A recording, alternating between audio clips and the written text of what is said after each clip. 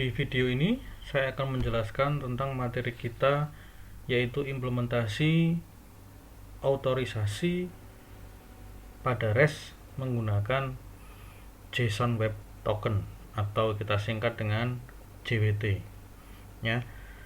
Untuk bisa kita mengimplementasikan, nanti kita membutuhkan library JWT.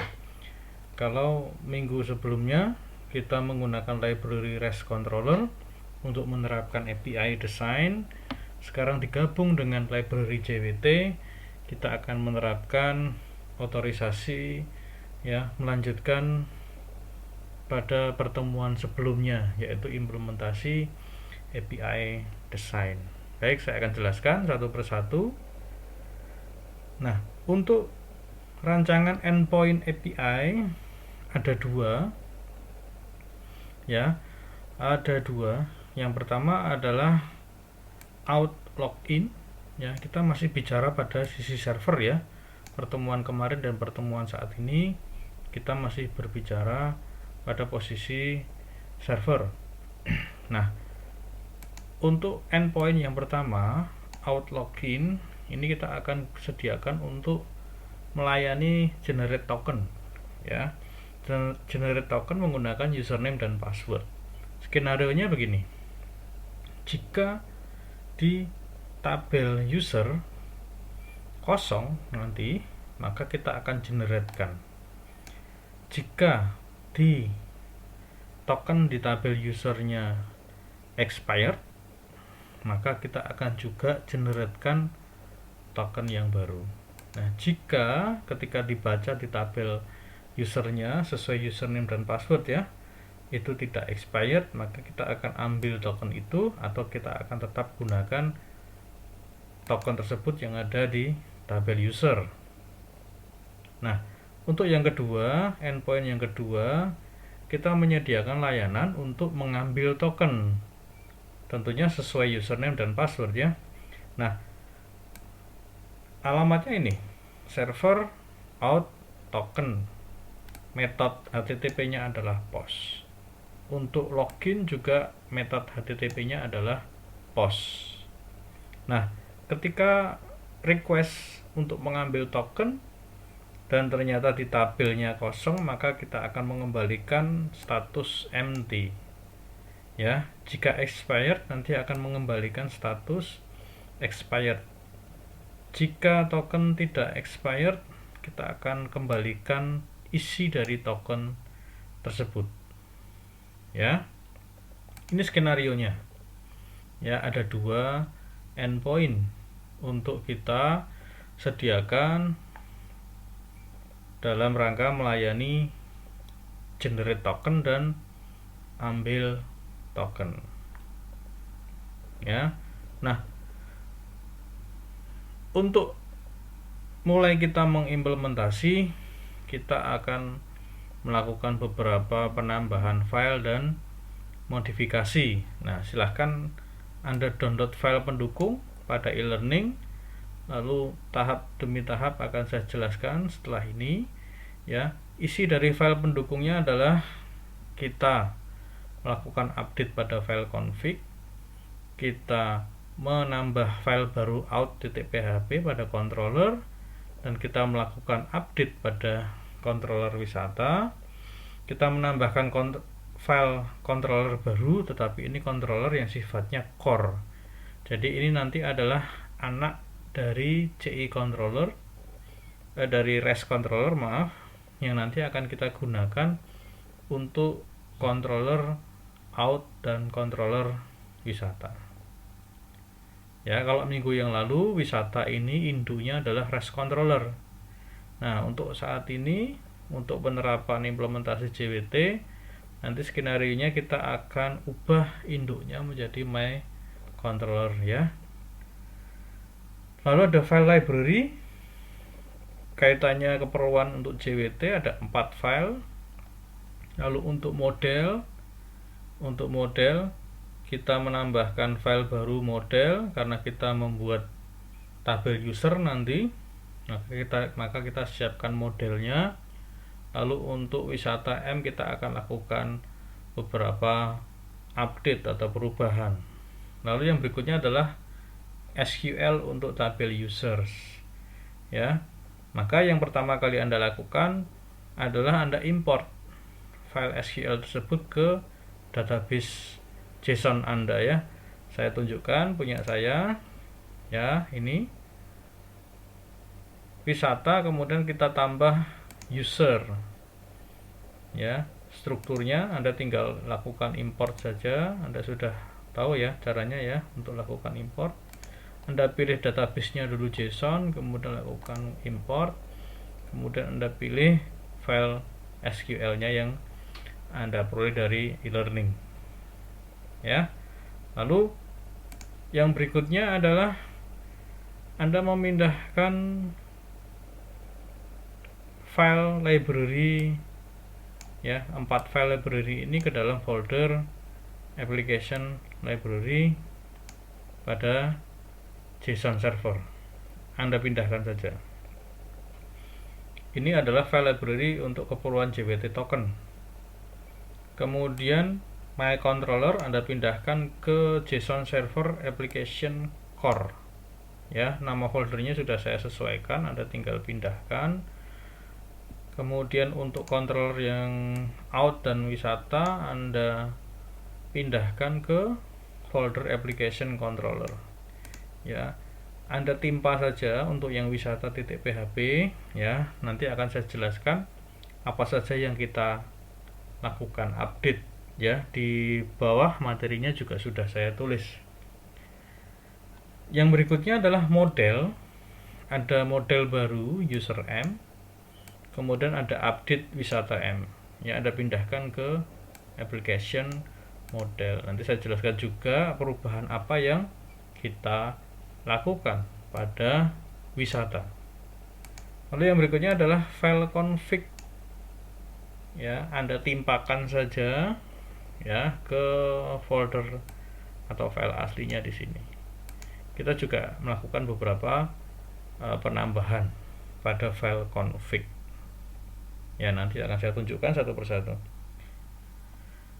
Nah, skenario-nya begini ya.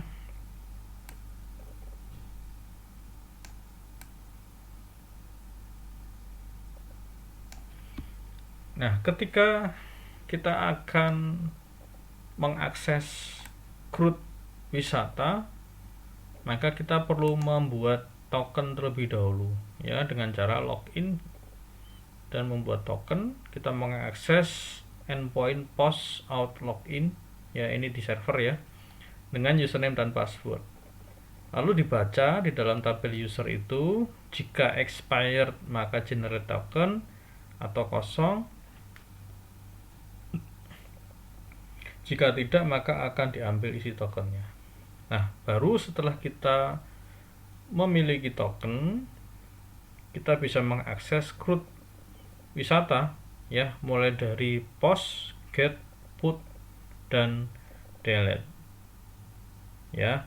Nah, tahapannya ketika post, get, put, delete ini diakses, dia akan selalu mengambil tokennya. Nah, nanti untuk proses penyimpanan token untuk materi kita saat ini, kita akan memanfaatkan cookies ya, kita akan memanfaatkan cookies ya untuk menyimpan token kita ya. Meskipun ini tidak disarankan, tetapi untuk uji coba, untuk implementasi token kita akan gunakan cookies ya. Untuk selebihnya nanti ya kita bisa memanfaatkan session atau kita memanfaatkan langsung ambil dari tabel di server ya.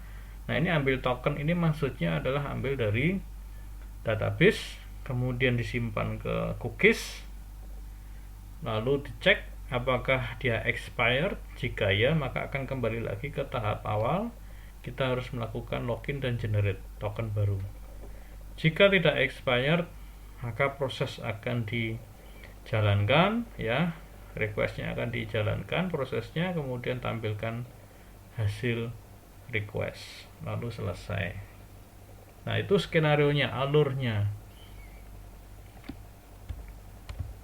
Nah, lalu ada beberapa file baru dalam kaitannya untuk JWT. Yang pertama adalah model user M, induknya adalah CI model. Ada beberapa fungsi, kita menyediakan fungsi get user untuk mengambil data user, get token untuk mengambil token, kemudian update token untuk menulis ya, untuk mengupdate token yang ada. Ya, detailnya nanti Anda bisa lihat pada script ya. Kita lihat user M. Nah, ini scriptnya ya, get user, get token, kemudian update token.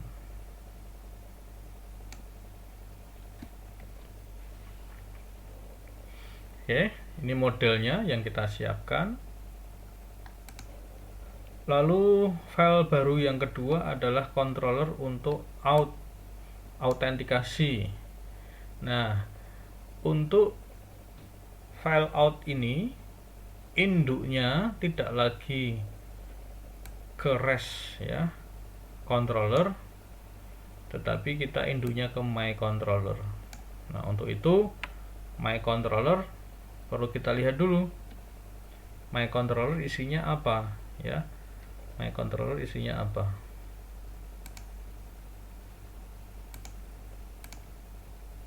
Nah, my controller ini nanti akan menjadi induk dari kelas out ya, kemudian kelas wisata.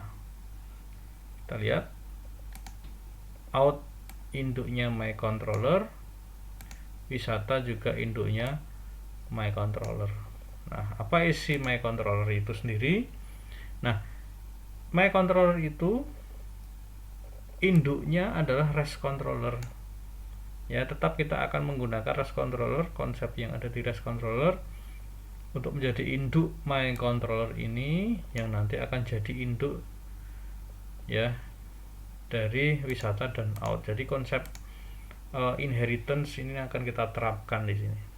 Nah, isinya adalah kita akan membutuhkan beberapa library di sini. Kemudian kita akan menggunakan namespace dari dua library utama, yaitu REST controller dan JWT. Nah, pada construct masih sama. Kita memanggil parent construct. Kemudian pada fungsi out ya, isinya hanya dua construct dan out. Out ini fungsinya adalah untuk melakukan encode dan decode, tetapi lebih utamanya adalah kita melakukan pembacaan token. Pembacaan token dari mana? Pembacaan token dari header di request. Jadi header request. Kita akan membaca header request pada bagian autorisasi. Ya, lalu kalau Anda lihat di sini ada kunci this config item. Nah, ini yang tadi saya katakan, di file config kita melakukan penambahan, yaitu kita akan menambahkan kunci. Maka di sini dipanggil di sini this config item. Nanti akan saya lihatkan. Ya, kita lihat ya, config. File config ada di paling bawah, kita menambahkan dua baris ini. Kunci untuk JWT. Jadi kunci itu tujuannya adalah untuk melakukan encode dan decode. Dan kunci ini jangan sampai diketahui oleh publik. Ya, ini hanya diketahui oleh server, oleh aplikasi.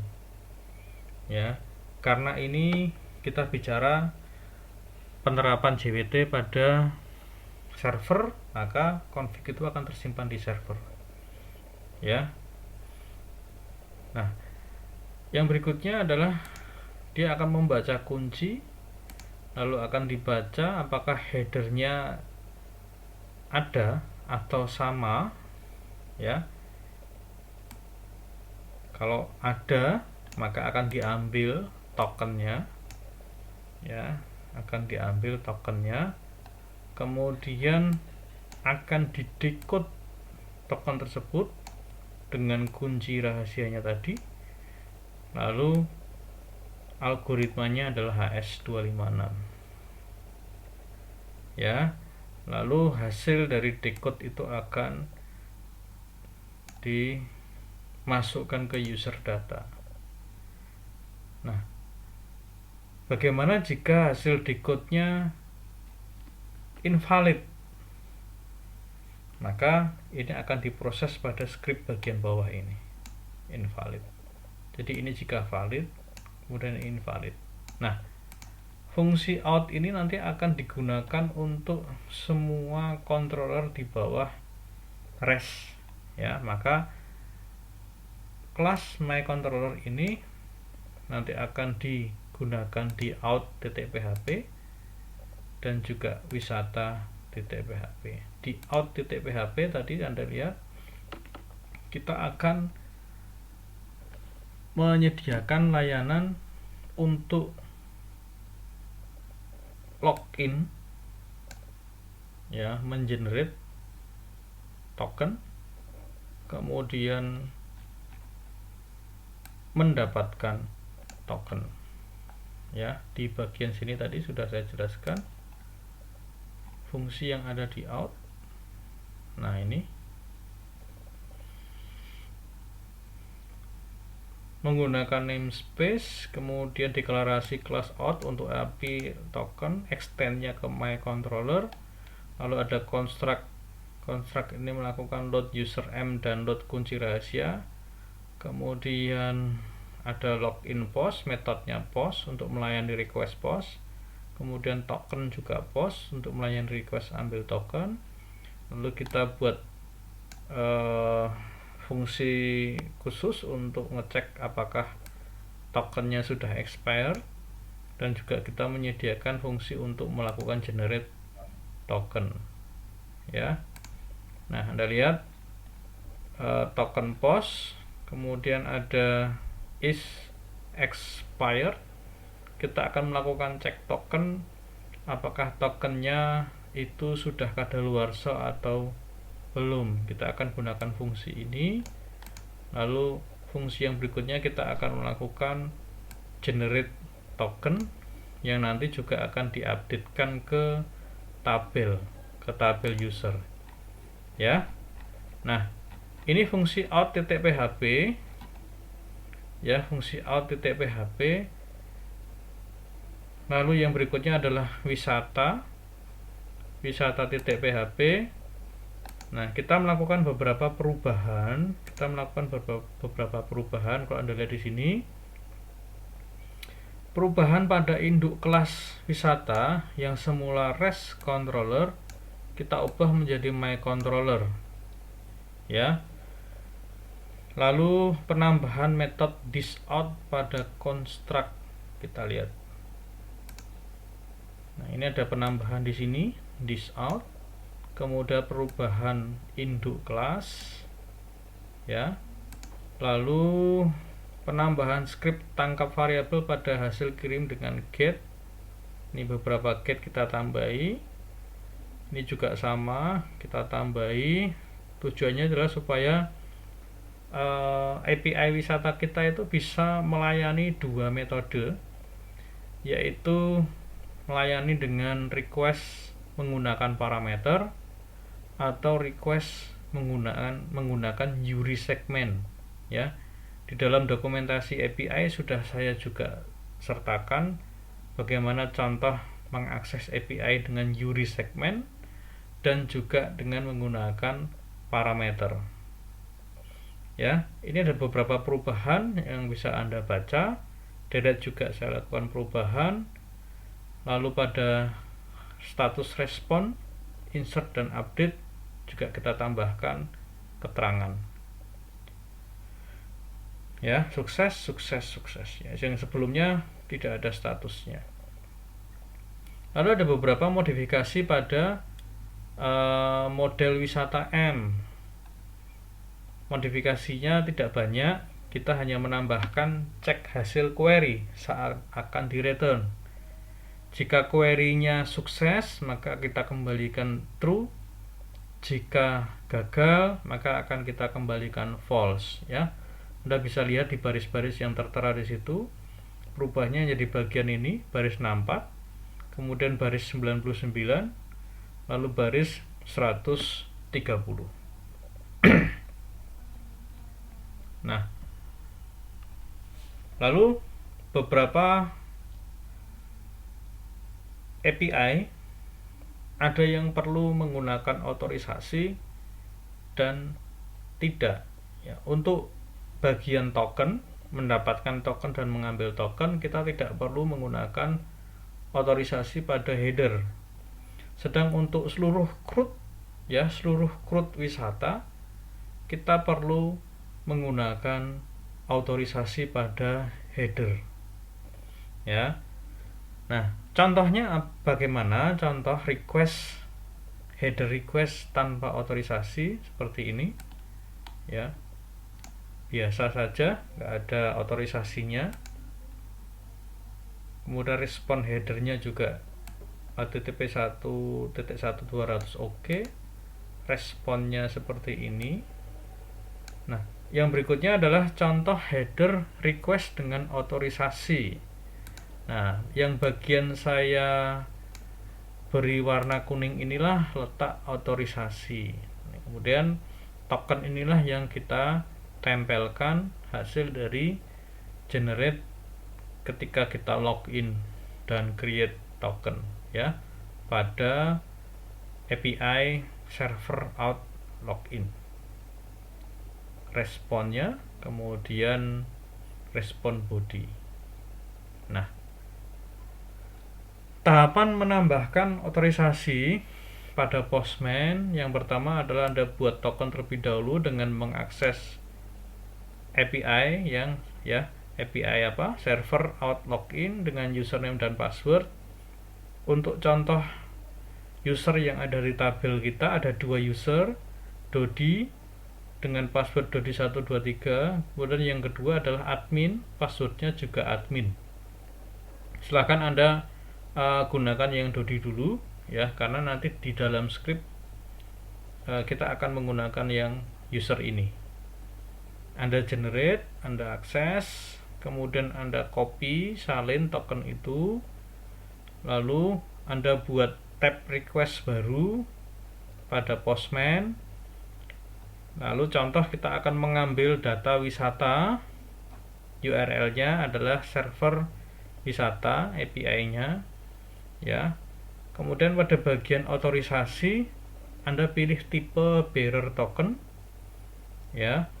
Lalu pada isian token Anda paste, Anda tempel hasil generate token pada tahap sebelumnya tadi. Lalu Anda klik tombol send, maka akan bisa melihat hasil request Anda, ya. Anda bisa juga melakukan uji coba bagaimana kalau mengakses API CRUD ini tanpa otorisasi. Anda bisa pilih no out.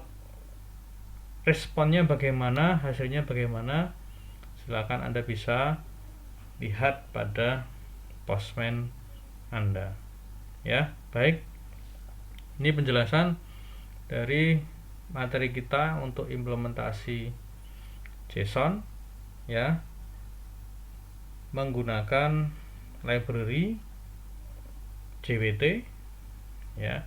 Ada beberapa file yang juga kita lakukan update, ya. Demikian penjelasannya. Terima kasih.